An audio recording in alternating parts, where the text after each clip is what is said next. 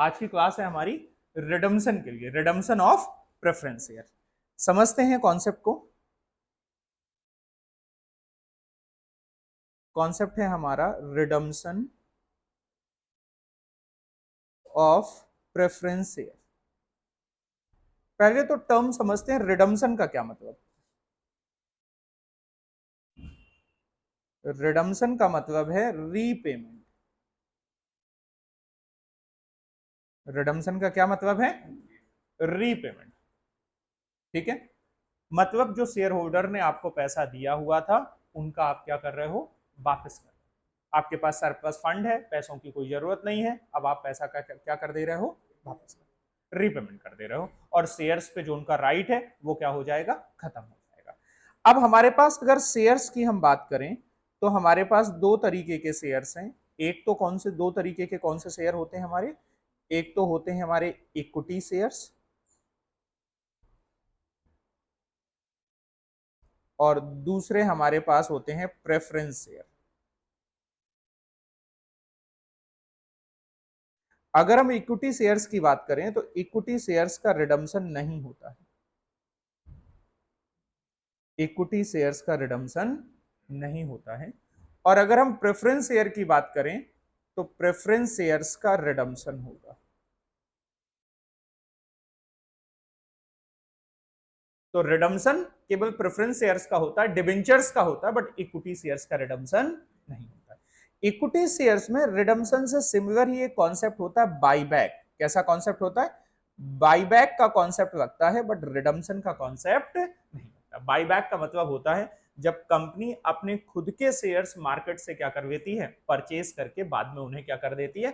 Cancel कर देती है। तो उन्हें हम क्या कहते हैं? बाईबैक कहते हैं। क्या कहते हैं? बाईबैक। बट रिडम्पशन नहीं होगा इक्विटी शेयर का। रिडम्पशन अगर होगा तो किसका होगा? प्रेफरेंस शेयर का। इतनी बात समझ में आ गई। अब अगर प्रेफरेंस शेयर का रिडम्पशन करना है तो हमें कैसे काम करना होगा? हम बात करने जा रहे हैं आपके साथ में अकाउंटिंग फॉर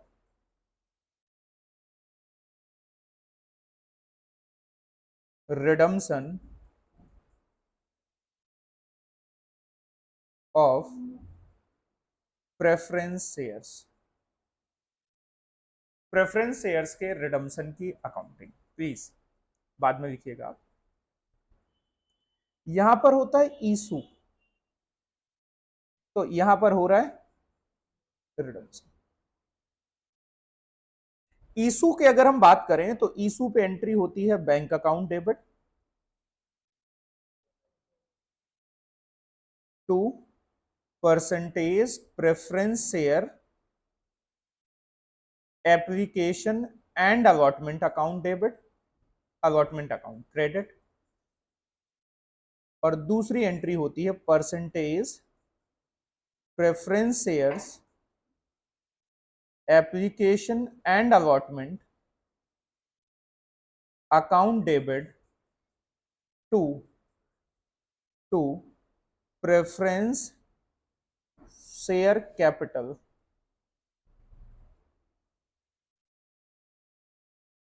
और अगर प्रीमियम पे है तो टू एसपीआर। जैसे इक्विटी शेयर्स की अकाउंटिंग होती है वैसे ही किसकी अकाउंटिंग होती है? Preference shares. आ रही है मेरी बात समझ में? जब हम रिडम्पशन की बात करेंगे तो रिडम्पशन पे हमें दो बातें करनी। एक बात करनी है सबसे पहले सोर्स ऑफ रिडम्पशन।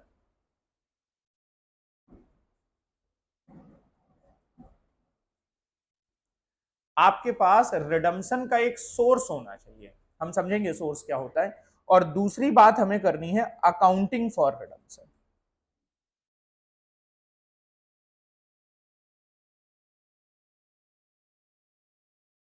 अगर हम सोर्स की बात करें तो सोर्स हम डिस्कस करेंगे।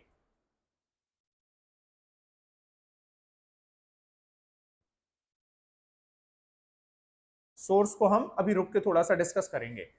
अकाउंटिंग की अगर हम बात करें, क्योंकि मेजर जो पूरा टॉपिक है ना ये सोर्स के ऊपर है, अकाउंटिंग के ऊपर है ही नहीं। ये किसके ऊपर है? सोर्स के ऊपर है। अकाउंटिंग की अगर हम बात करें तो अकाउंटिंग की रिडम्पशन की अकाउंटिंग बिल्कुल सिंपल है। रिडम्पशन में हम क्या करेंगे? Preference percentage preference share capital account debit जो कैपिटल हमने क्रेडिट करी थी इशू के समय, अब हम उसे क्या कर देंगे, डेबिट कर देंगे। Premium on redemption account debit,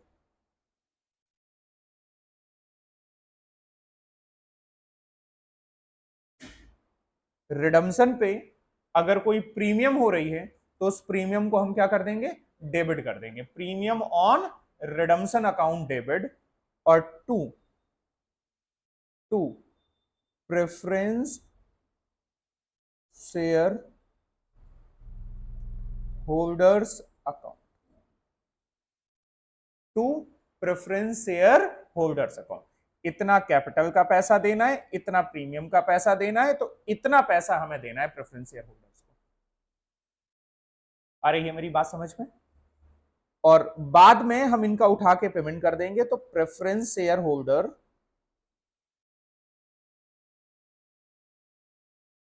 account debit to bank, जो पैसा बना वो उठा के हम क्या कर देंगे, पे कर देंगे। इसका नरेशन होगा बीइंग अमाउंट पेबल, और इसका नरेशन होगा being amount paid, being amount payable and being amount paid. ये दो एंट्री हैं, बस यही अकाउंटिंग की होगी। अकाउंटिंग में इसमें कुछ भी नहीं। इस पूरे चैप्टर में जो झगड़ा है वो किस बात को लेके, सोर्स, सोर्स झगड़ा है। अकाउंटिंग की तो ये दो ही एंट्री होंगे, इसके अलावा कोई तीसरी एंट्री नहीं आएगी। बाकी जो कुछ भी सीखना है वो हमें किससे रिलेटेड बातें सीखनी है, सोर्स से रिलेटेड, कि रिडम्पशन का सोर्स क्या होना चाहिए। सोर्स का क्या मतलब है वी विल डिस्कस। तब तक आप इतनी बातें नोट कर लीजिए। आप एक काम करो, नोट करने के चक्कर ना पड़ो, फोटो क्लिक करो, घर में नोट करिएगा। आप फोटो क्लिक करिए और घर में नोट, ग्रुप पे डाल दीजिए। एक वो फोटो क्लिक करके ग्रुप पे डाल दीजिए।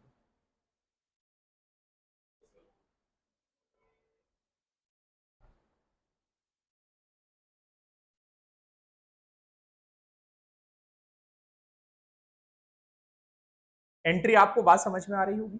प्रेफरेंस शेयर का पैसा देना है तो preference share capital account debit, और प्रीमियम अगर दी जा रही तो प्रीमियम अकाउंट डेबिट, खर्चा है premium, to preference share holder, और बाद में preference share holder account debit to bank. ठीक है, अब हम बात करते हैं सोर्स की। मेरी बात समझिएगा, सोर्स का लॉजिक समझने की कोशिश करिएगा। मैं थोड़ा सा बैलेंस शीट ले रहा हूं पुरानी वाली। यहां पर है आपकी इक्विटी शेयर कैपिटल, यहां पर है आपकी प्रेफरेंस शेयर कैपिटल, यहां पर है आपके रिजर्व एंड सरप्लस, यहां पर है आपके डिबेंचर, यहां पर है आपके क्रेडिटर्स एंड अदर लायबिलिटी, यहां पर है आपके एसेट्स,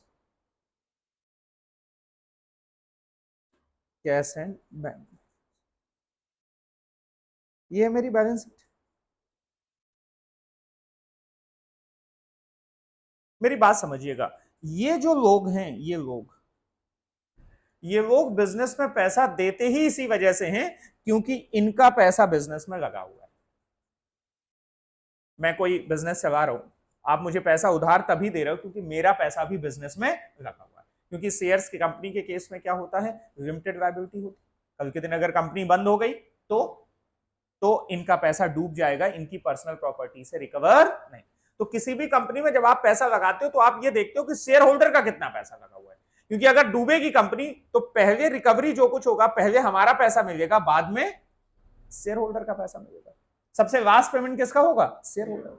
अच्छा, अगर कंपनी डूबने वाली है या कंपनी में नुकसान होने के चांसेस हैं, बंद होने की कगार पे है, तो बताओ सबसे पहले किसको पता चल जाएगा, ओनर को पता चल जाएगा यार कंपनी ठीक नहीं।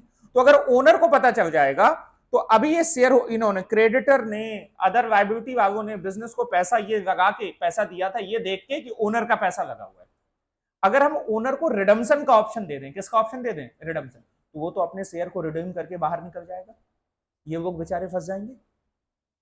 Are you getting my point? बात समझ में आ रही नहीं आ रही?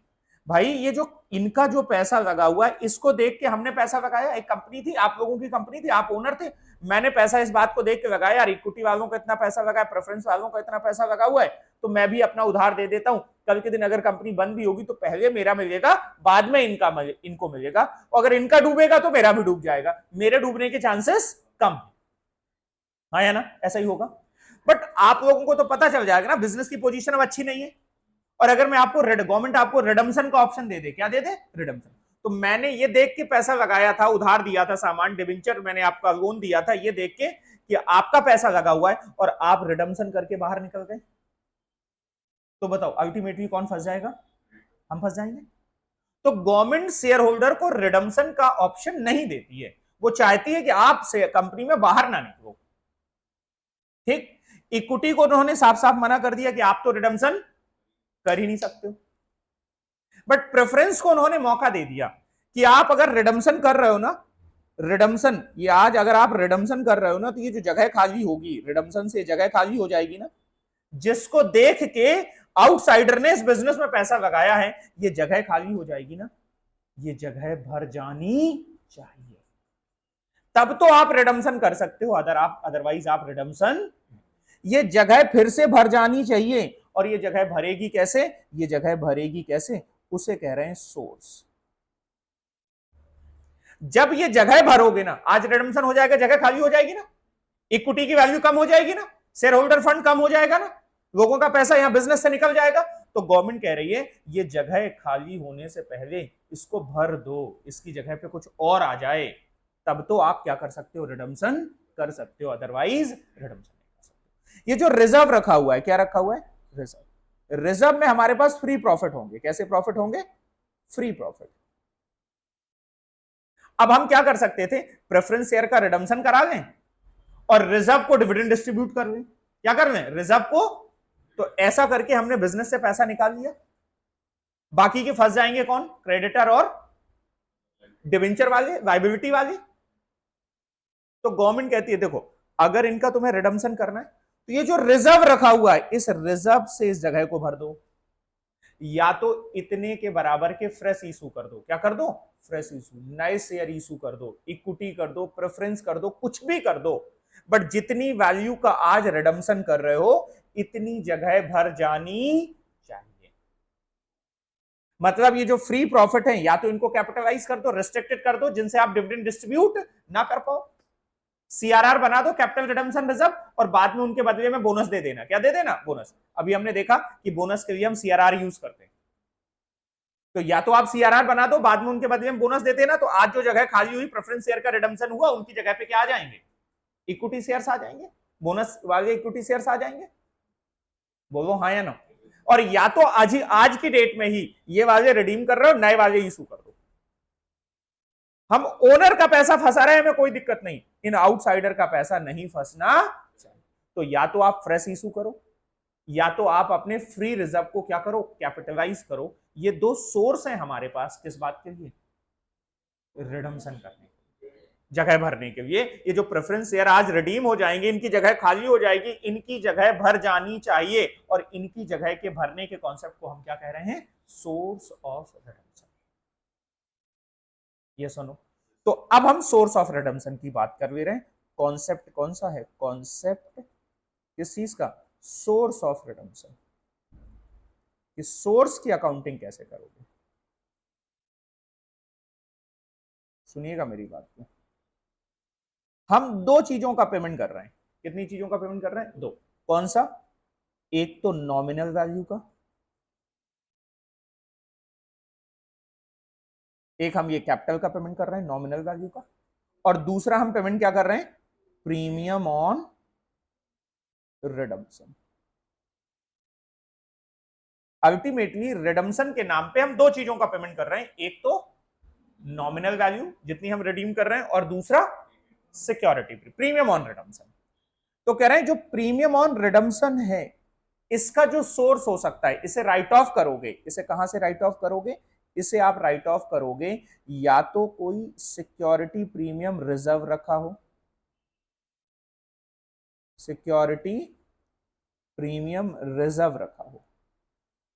अगर हमारे पास इशू के समय का कोई सिक्योरिटी प्रीमियम रिजर्व पड़ा है, क्या पड़ा है, सिक्योरिटी प्रीमियम रिजर्व, तो उससे हम राइट ऑफ कर सकते हैं किसको, प्रीमियम ऑन रिडम्पशन। जो प्रीमियम ऑन रिडम्पशन डेबिट करी है उसे राइट ऑफ करना पड़ेगा। जैसे भी हम डिबेंचर में देखते थे, डिबेंचर में हमने जो प्रीमियम दिया था उसे लॉस मानते थे, क्या मानते थे, लॉस, बट उस लॉस को हम पीएल से राइट ऑफ कर सकते थे, किससे राइट ऑफ कर सकते थे, पीएल। लेकिन ये जो प्रीमियम ऑन रिडम्पशन है, इसको जब हम राइट ऑफ करेंगे तो पहले कहां से राइट ऑफ करेंगे, अगर हमारे पास कोई प्रीमियम सिक्योरिटी प्रीमियम रखी होगी तो पहले वहां से राइट ऑफ करेंगे, फर्स्ट उसको यूटिलाइज करेंगे। जब जब ये यूटिलाइज हो जाएगी उसके बाद, ये पहला ऑप्शन है, सेकेंड ऑप्शन में हम यूज करेंगे फ्री रिजर्व। क्या यूज करेंगे, free reserve.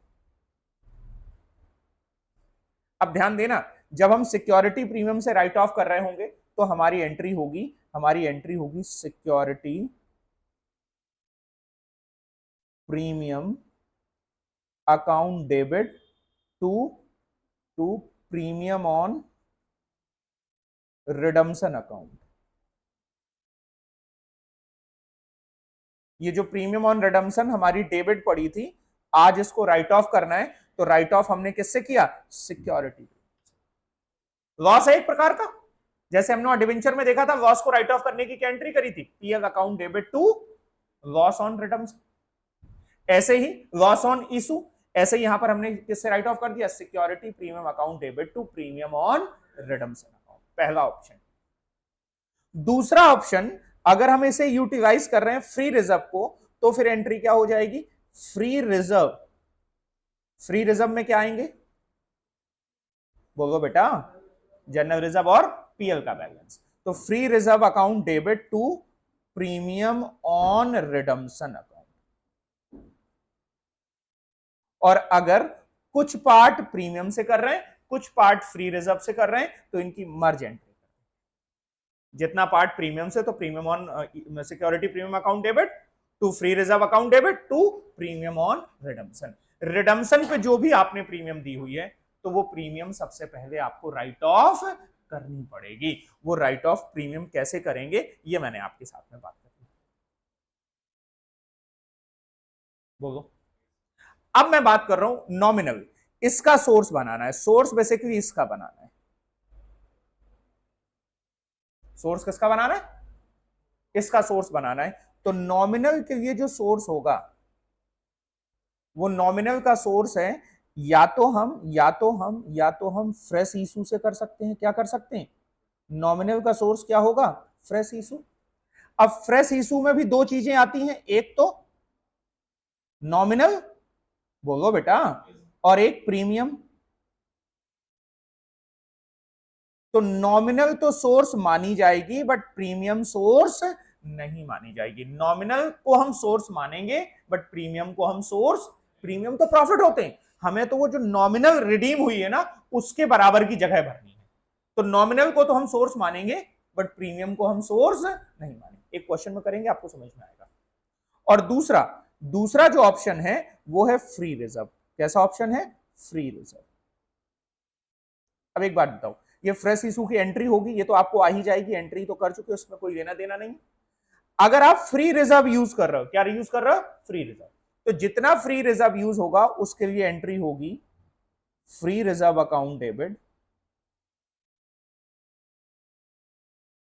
Debit to CRR. क्या होगा, to CRR, capital redemption reserve. जैसे इशू के समय कैपिटल रिजर्व निकालना सबसे कॉम्प्लिकेटेड होता है, वैसे ही यहां पर ये सीआरआर निकालना बहुत कॉम्प्लिकेटेड होगा। आप ये मेरे डायग्राम को फॉलो करेंगे, सीआरआर खट से पता ही नहीं चलेगा। वैसे रिडम्पशन ऑफ प्रेफरेंस शेयर में सीआरआर एक आफत है, बिलीव मी। आपको अब सोचो, इंटरमीडिएट में चैप्टर था, तो कुछ ना कुछ तो वैल्यू रखता होगा ना। आज से जमाने से कितने सालों से इसको सीए इंटरमीडिएट में रखा गया था, तो कुछ ना कुछ तो दम होगी ना इसमें, लेकिन आपको पता नहीं चलेगा। बस इतनी सी कहानी, इसके अलावा कोई कॉन्सेप्ट नहीं है। एक बस इतनी सी बात कि हम इन दोनों का कॉम्बिनेशन यूज कर सकते हैं। क्या यूज कर सकते हैं, कॉम्बिनेशन। मतलब कुछ पार्ट का सोर्स फ्रेश इशू से और कुछ पार्ट का सोर्स फ्री रिजर्व से। कैसे करेंगे, क्या करना होगा, ईच एंड एवरीथिंग हम लोग सिस्टमैटिकली डिस्कस करेंगे। तो अब आप फ्री रिजर्व, अगर ये तो हो ही गया, तो अगर आपको इसको नोट करना है तो इसको आप नोट कर लीजिए, और फिर ये फ्री रिजर्व वाली अगर बात नोट करनी है तो इसकी फोटो ले लीजिए और आगे की कहानी हम क्वेश्चन के रूप में पढ़ें।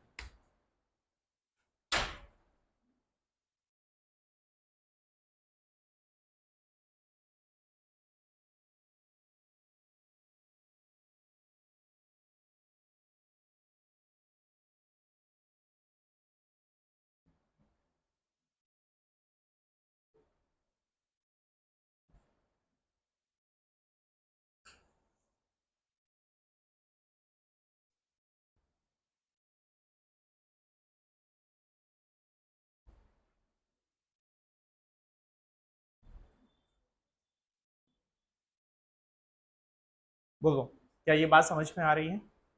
हाँ या ना? अब जरा आ जाओ, कोई क्वेश्चन उठाते हैं, फिर धीरे धीरे समझेंगे, फिर सारी बातें अकाउंटिंग क्या कह रही है, कंपनीज एक्ट क्या कहती है, सब कुछ समझेंगे, बट पहले एक क्वेश्चन करेंगे।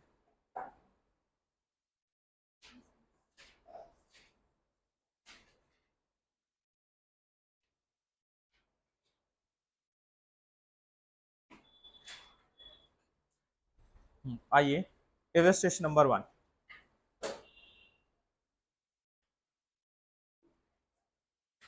Illustration number 1,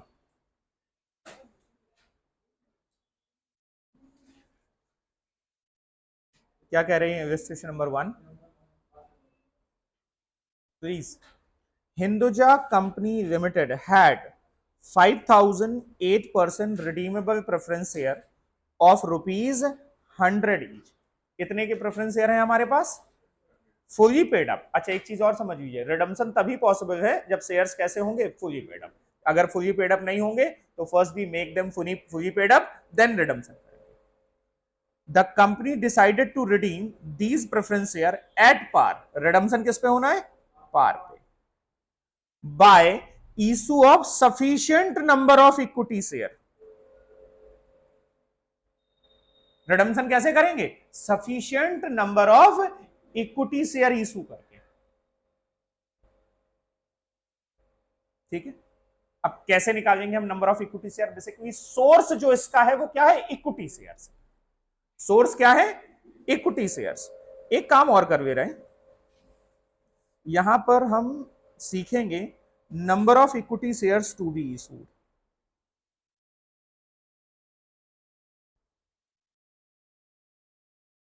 to be issued, ये हम कॉन्सेप्ट में ही सीखते चलेंगे, एग्जाम्पल में ही सीखते चलेंगे, वहीं से कॉन्सेप्ट हो जाएगा। ठीक है, तो फालतू का बर्डन नहीं रहेगा। कितने इक्विटी शेयर इशू, मैंने आपको बताया इक्विटी के रूप में आपका सोर्स हो सकता है। अभी हम समझने की इसी क्वेश्चन में समझते हैं। पहले हमें क्या करनी है? रिडम्पशन की एंट्री करनी। अगर मुझे रिडम्पशन की एंट्री करनी है तो पहले मैं रिडम्पशन की बात कर लूं और फिर उसके लिए मुझे क्या देखना होगा? सोर्स। तो जब भी सोर्स इक्विटी शेयर के रूप में हो तो पहले हम नंबर ऑफ शेयर निकाल के सोर्स बनाते हैं। क्या बनाते हैं? सोर्स।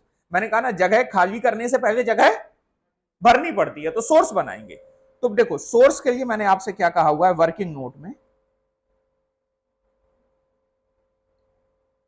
वर्किंग नोट में सोर्स क्या होगा? हमने देखा रिडम्पशन। रिडम्पशन पे हम नॉमिनल कितनी दे रहे हैं जरा बताओ? नॉमिनल है हमारी 5 लाख। नॉमिनल है हमारी कितनी? 5 लाख। ठीक है, तो अगर नॉमिनल हमारी 5 लाख है तो हमें कितने शेयर इशू करने पड़ेंगे? प्रीमियम कुछ है नहीं, प्रीमियम ऑन रिडम्पशन है कितनी? नील। तो इसी का तो सोर्स बनाना है और कह रहे हैं इसका सोर्स क्या होगा? Equity shares. तो हमें इक्विटी शेयर कितने के इशू करने हैं बोलो? ₹10 का। और ध्यान रहे, इक्विटी शेयर का जो फेस वैल्यू होगी वही सोर्स के बराबर मानी जाएगी। सोर्स किसके बराबर मानी जाएगी? इक्विटी शेयर की फेस वैल्यू। प्रीमियम को हम सोर्स नहीं। तो अगर मैं यहां पर कॉन्सेप्ट में कहना चाहूं कि number of shares to be issued, number of shares to be issued case 1 when only shares are issued as source। केवल शेयर इशू होंगे तो नंबर ऑफ शेयर कैसे इशू होंगे? Nominal value of share redeem divided by face value, divided by face value, face value से divide कर देंगे तो आपका क्या निकल के आ जाएगा, नंबर ऑफ शेयर। सर अगर शेयर प्रीमियम पे भी इशू हो रहे होंगे ना, अगर शेयर किस पे इशू हो रहे होंगे, प्रीमियम, तो प्रीमियम को हम तब भी कंसीडर नहीं, लिख के मैंने काट दिया, मतलब अगर शेयर प्रीमियम पे भी होंगे तो हम प्रीमियम को कंसीडर नहीं। बोलो बेटा, क्या मेरी बात समझ में आई? तो बताओ यहां पर सोर्स क्या हो जाएगा, यहां पर इसका 5 लाख का सोर्स क्या होगा, हम शेयर जो इशू कर रहे हैं कितने का इशू कर रहे हैं, 10 रुपए का, तो नंबर ऑफ शेयर्स कितने आ गए, नंबर ऑफ शेयर्स आ गए 5 लाख रुपए divided by 10, that is 50,000 equity shares. तो सबसे पहले हम 50,000 इक्विटी शेयर्स की इशू होने की एंट्री कर दें। अब हम जनरल एंट्री की बात करें,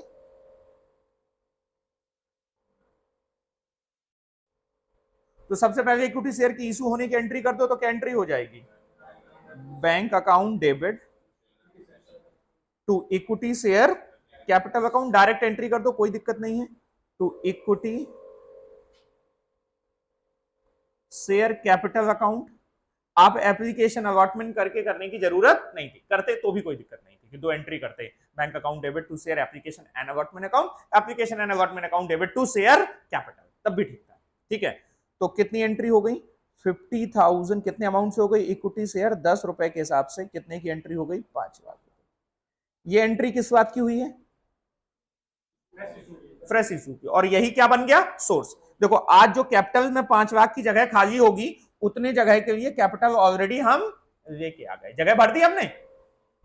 बोलो बेटा, अब जब वो जगह भर दी, अब हम रिडम्पशन कर सकते हैं, और रिडम्पशन की एंट्री क्या होगी, अब रिडम्पशन की एंट्री कर दो, कोई झगड़ा ही नहीं है।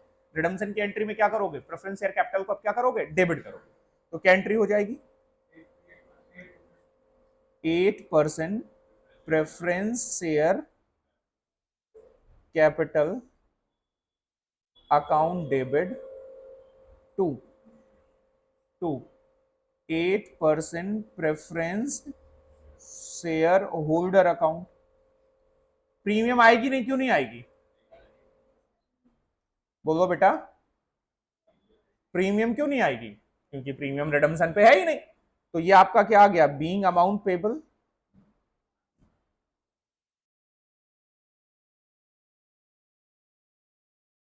और अब उठा के हम क्या कर दें, पेमेंट कर दें, क्या एंट्री हो जाएगी, 8% preference share capital holder account debit to bank, कितने का, 5 लाख, बीइंग अमाउंट पेड, हो गया। ये दो एंट्रीज तो बिल्कुल फिक्स हैं, मेन समस्या जो सीखना है हमें ना, वो सोर्स वाली एंट्री सीखनी। अब अगर सोर्स फ्रेश इशू का, तो फ्रेश इशू की एंट्री कर दो। देखो यहां ये 5 लाख की कैपिटल डेबिट हुई, यहां ये पहले ही 5 लाख की कैपिटल क्रेडिट हो चुकी, तो डेबिट होने से वो जगह खाली हुई, हमने पहले ही उस जगह को भर दिया। तब तो हमारा गवर्नमेंट हमारी कहती है, तब तो हम रिडम्पशन अलाउ करेंगे, अदरवाइज हम रिडम्पशन अलाउ नहीं। बोलो मेरी बात समझ में आ रही है या नहीं, पक्का? तो अब आप ये एक एंट्री कर सकते हो, क्वेश्चन नंबर फर्स्ट है, आप देख लो, पढ़ लो, समझ लो, कोई दिक्कत हो तो बताओ।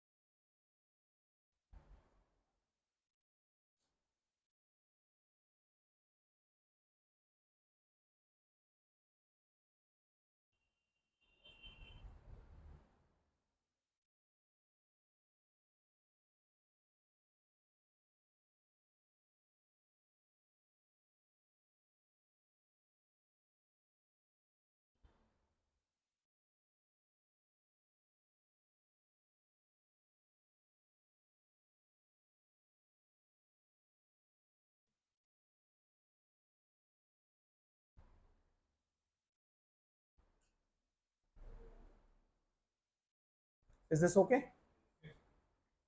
अब जरा सेकेंड क्वेश्चन देखो क्या कह रहे हैं। कह रहा है सी limited had 10,000 10% redeemable preference share of 100 each fully paid up. The company decided to redeem these preference share at par by issue sufficient number of equity share of 10 each at a premium of 2 per share. तो बताओ, जब आप number of share निकालोगे तो क्या ये premium consider होगी या प्रीमियम कंसीडर नहीं होगी? प्रीमियम सोर्स के रूप में कंसीडर नहीं। तो अगर मैं इसको बनाऊं तो क्या कहानी बनेगी? हम सोर्स बनाए अगर तो रिडम्पशन क्या होगा? रिडम्पशन हम कितने का कर रहे हैं? रिडम्पशन पे नॉमिनल और प्रीमियम। तो रिडम्पशन नॉमिनल तो है नहीं, नहीं नॉमिनल है, प्रीमियम है नहीं। नॉमिनल कितने की है? 10,000 शेयर है 10 लाख रुपए की। बोलो बेटा नॉमिनल कितने की है? 10 लाख रुपए की। तो इसको हम कहां से यूज कर रहे हैं? फ्रेश इशू से। किससे कर रहे हैं? Fresh issue. तो नंबर ऑफ शेयर, तो number of share 10 lakh upon 10, premium को नहीं लेंगे तो कितने शेयर इशू हो गए? 1 लाख। अरे ये बात समझ में? देखिए जब इसी तरीके की सिचुएशन आप वहां करते थे जब आप एसेट खरीदने के लिए शेयर इशू करते थे तो आप प्रीमियम कंसीडर करते थे क्योंकि तब आपको पेमेंट करना था। यहां आपको पेमेंट नहीं करना है, यहां जो नॉमिनल की जगह खाली हुई है उसके बराबर से नॉमिनल भरनी है। बोलो बेटा। तो अब बताओ एंट्री क्या हो जाएगी? पहले फ्रेश इशू की एंट्री कर दें। तो फ्रेश इशू की एंट्री हमने कितने शेयर इशू करेंगे? 1 लाख। इशू किस पे करेंगे? 2 रुपए की प्रीमियम पे। तो बताओ कितना पैसा आएगा? Bank account debit 1 lakh share issue कर रहे हैं और 12 रुपए के हिसाब से, क्योंकि मिलेगी तो प्रीमियम भी, बस प्रीमियम को हम सोर्स काउंट नहीं करेंगे। प्रीमियम हमारी रेवेन्यू इनकम है, इनकम काउंट करेंगे, उसे हम कैपिटल का सोर्स काउंट नहीं करेंगे। तो अगर प्रीमियम को भी काउंट कर लेते तो हो सकता है मुझे 1 लाख शेयर ना इशू करके कुछ कम शेयर इशू करने पड़ते, बट ये कहते हैं प्रीमियम को हम काउंट ही नहीं करेंगे। मिल रही है आपको, बड़ी अच्छी बात है, बट उसे हम सोर्स काउंट नहीं। तो बैंक अकाउंट डेबिट 12 लाख के 12 लाख रुपए हो गया। 2 शेयर कैपिटल, बोलो बेटा कितनी हो गई शेयर कैपिटल? शेयर कैपिटल जितने शेयर आपने इशू किए, आपने शेयर इशू किए 1 lakh, 1 lakh share nominal value 10 रुपए, तो 10 लाख हो गई उसकी। और 2 एसपीआर, एसपीआर कितना? 2 लाख। 1 लाख शेयर पे 2 रुपए के हिसाब से 2 लाख हो गई आपकी।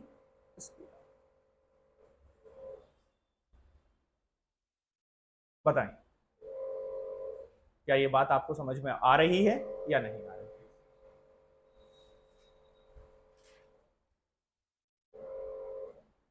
Is this okay? पक्का? तो बाकी बाकी रिडम्पशन की नॉर्मल एंट्री, 10 लाख की वैल्यू रिडम करनी है, preference share capital account debit to preference share holder, preference share holder account debit to bank, कोई झंझट ही नहीं। रिडम्पशन की तो 2 एंट्री फिक्स है, उसमें तो कोई झंझट है ही नहीं। मेन झंझट कहां पर होने वाला है? सोर्स में। अभी क्योंकि एक ही माध्यम हमने चूज किया फ्रेश इशू, तो वो भी हमने समझ लिया अगर फ्रेश इशू यूज करेंगे तो उसकी केवल नॉमिनल को कंसीडर करेंगे, सोर्स के रूप में प्रीमियम को कंसीडर नहीं। बोलो।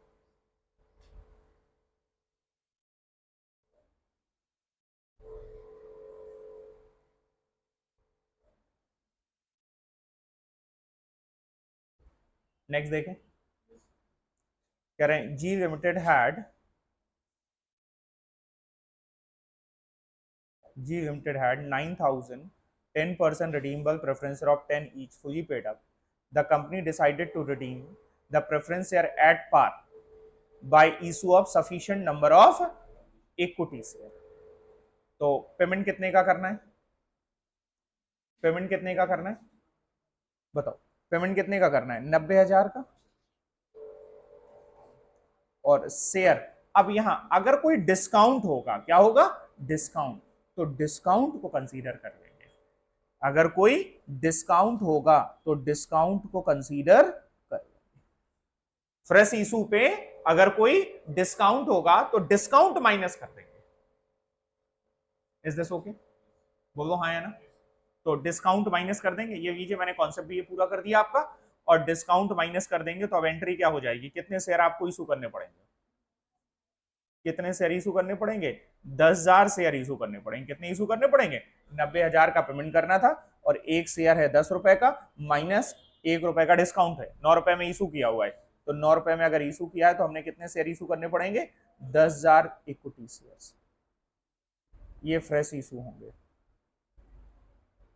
बताओ क्या ये बात आपको समझ में आ गई है, नहीं आ गई? बाद में आप रिडम्पशन कर दोगे। ये तो केस हमने तब देखा जब केवल हम शेयर इशू कर रहे हैं, तो प्रीमियम कंसीडर नहीं करेंगे, डिस्काउंट को कंसीडर करेंगे। तो अगर आपको कॉन्सेप्ट नोट करना है तो अब आप ये कॉन्सेप्ट नोट कर सकते हो।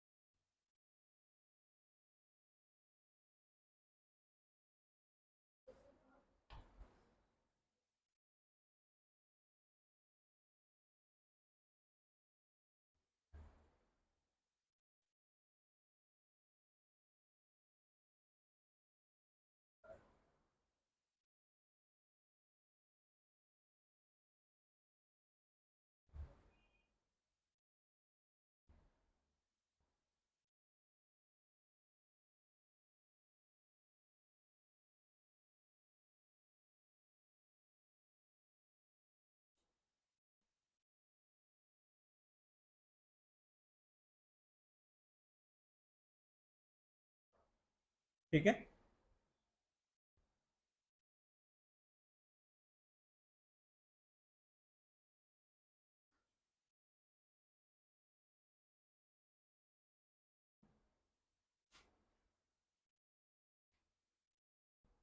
अब एक इलस्ट्रेशन नंबर 4 देखते हैं। ये थोड़ा सा बेटर हो जाएगा। The board of director of company decided to issue minimum number of equity share of ₹9। तो इशू प्राइस कितने का है, 9 रुपए का।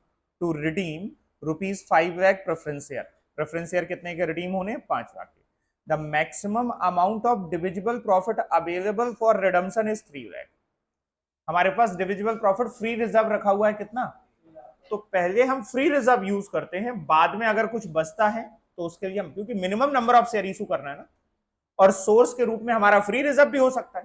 तो जब क्वेश्चन कह रहा है कि जब आपके पास फ्री रिजर्व रखा है तो पहले फ्री रिजर्व यूज करो और बाद में जितना सोर्स बच जाए उसके लिए minimum number of shares issue कर देना।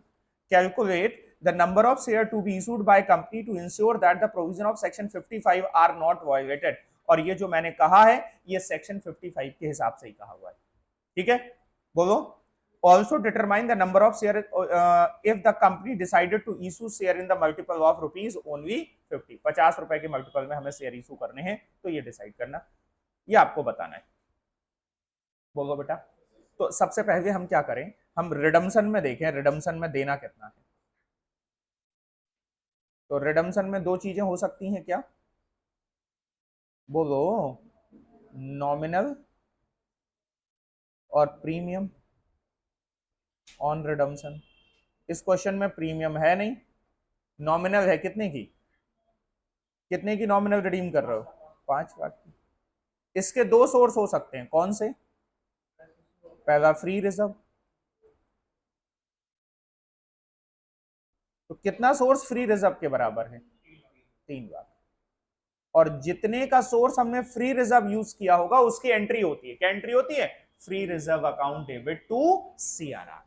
तो इस फ्री रिजर्व के बराबर सीआरआर बनेगा, क्या बनेगा, सीआरआर एंट्री होगी, हाँ या ना। और बाकी हम कहां से लेंगे, फ्रेश इशू से। फ्रेश इशू कितना बचा, 2 लाख की वैल्यू के बचे, और डिवाइड करेंगे हम कितने से, 9 से। तो बताओ कितने शेयर आ गए, हाँ, 22,222 शेयर, या जिसे मैं राउंड ऑफ कर दूं तो 22,223 शेयर। कितने शेयर इशू करने पड़ेंगे? और हमें अगर मल्टीपल ऑफ ₹50, या रुपीज हटा दो, रुपीज नहीं, मल्टीपल ऑफ 50, 50 के मल्टीपल में शेयर 50 नंबर्स में होने चाहिए, 50 के मल्टीपल में होने चाहिए, तो हमें शेयर इशू करना है मल्टीपल ऑफ 50। तो कितने हो जाएंगे? 22,250। भाई कम तो नहीं जा सकते, उससे ज्यादा ही इशू कर सकते हैं, कम नहीं जा सकते जितना सोर्स। तो 22,250 शेयर इशू कर देंगे, इतने के बराबर का सीआरआर बना देंगे। बोलो क्या ये एनालिसिस समझ में आ गई?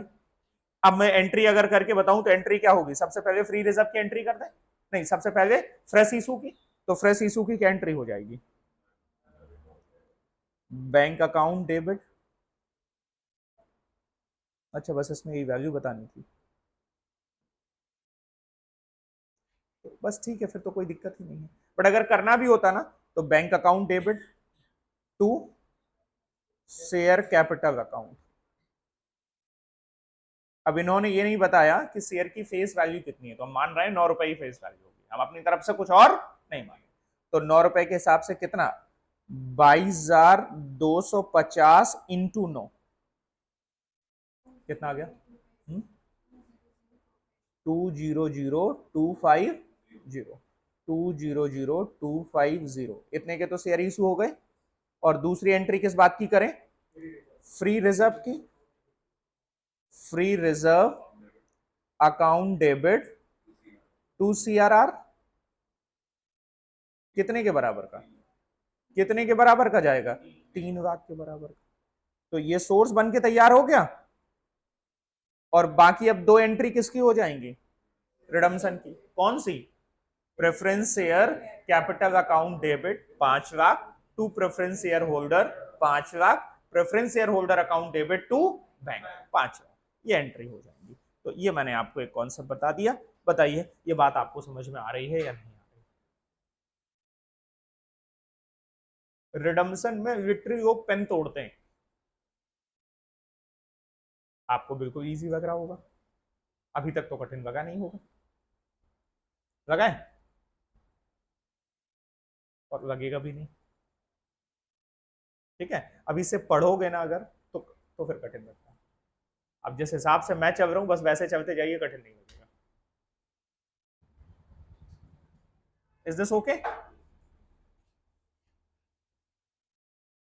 अब जैसे एक क्वेश्चन दिया गया है, कुछ नहीं, कुछ भी दे दें, तुमने सोर्स के कॉन्सेप्ट को अगर फिट बैठा लिया, सब कुछ हो जाना है। अच्छा, रिडम्सन में एक तो सोर्स बनाना पड़ता है, जगह खाली हुई, कभी कभी पैसों की जरूरत के लिए हम इन्वेस्टमेंट बेच देते हैं। क्या बेच देते हैं? इन्वेस्टमेंट। तो इन्वेस्टमेंट का बेचना, ये सोर्स से इसका कोई लेना देना नहीं। इन्वेस्टमेंट जो हमने बेचे हैं वो तो पैसों की जरूरत के लिए बेचे हुए। नहीं समझे भाई? रिडम्सन करना है तो पैसा भी तो देना है ना। और हमारे पास जो लाइबिलिटीज होती है वो किस रूप में रखी होती है? एसेट के रूप में रखी होती है। हमारा जो पैसा है वो कहां रखा हुआ है? इन्वेस्टमेंट के रूप में रखा है, हमने उठा के बेच दिया। तो इन्वेस्टमेंट उठा के बेचने से पैसे का अरेंजमेंट पूरा होगा, उससे सोर्स नहीं बनेगा। सोर्स केवल दो चीजों से बनेंगे, किससे? या तो फ्रेश इशूज और या तो फ्री रिजर्व से। मतलब जो कैपिटल की जगह खाली हुई है ना, उतना क्रेडिट आपको मिलना चाहिए। आइए जरा एक एक इलस्ट्रेशन करते हैं। 5 X Limited gives you the following information as at 31st March 2023। Share capital है 2,90,000 की, रिजर्व सरप्लस है 48,000 की, ट्रेड पेबल है, पीपीई नॉन करेंट इन्वेस्टमेंट और cash. The share capital of the company consist of ₹50 equity shares, 2,25,000 के equity share है, and 100 each preference share, कितने के? 65,000 रुपए के। तो 65,000 के मतलब 650 प्रेफरेंस शेयर हो जाएंगे। कितने प्रेफरेंस शेयर हो गए? 650। 650 कितने परसेंट प्रेफरेंस शेयर है? जो भी है प्रेफरेंस शेयर होगा। Reserve and surplus comprises of profit and loss account only. Reserve and surplus में पीएल है, मतलब पूरा फ्री रिजर्व है। क्या है? Free reserve.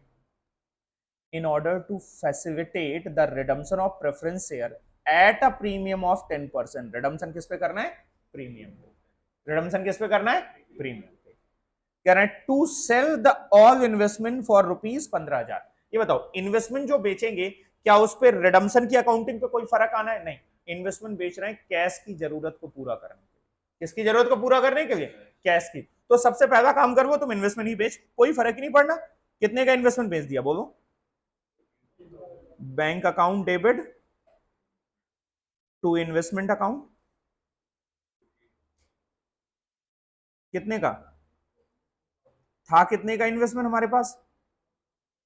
18,500 के। बेचे कितने के हमने?